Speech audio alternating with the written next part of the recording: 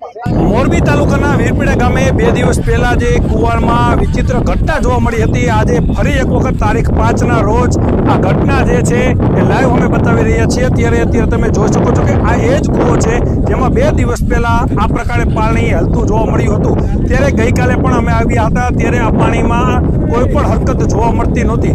ત્યારે આજે ફરી એક વખત અત્યારે બપોરના 3:15 વાગ્યા બાદ આ પાણી જે છે એ અજીબો ગરીબ રીતે અત્યારે પાણી જાણે ઝૂલામાં હિંચતું હોય એ પ્રકારના દ્રશ્યો સામે આવે છે। અને આવા દ્રશ્યો ક્યારેય મારા ખ્યાલથી ગુજરાતમાં જોવા મળ્યા નથી। ત્યારે છેલ્લા 3 દિવસથી આ કૂવો જે છે એ ચર્ચાનો કેન્દ્રમાં છે। ત્યારે મોટી સંખ્યામાં લોકો તમે જોઈ શકો છો, આ ભારતમાં હાઈવે પર આવેલું વીરપીડા ગામ છે એટલે પેલું આ ખેતર છે હાઈવે તેમાં અત્યારે લોકો મોટી સંખ્યામાં અત્યારે ઉમટી પડ્યા છે કૂવાને જોવા માટે।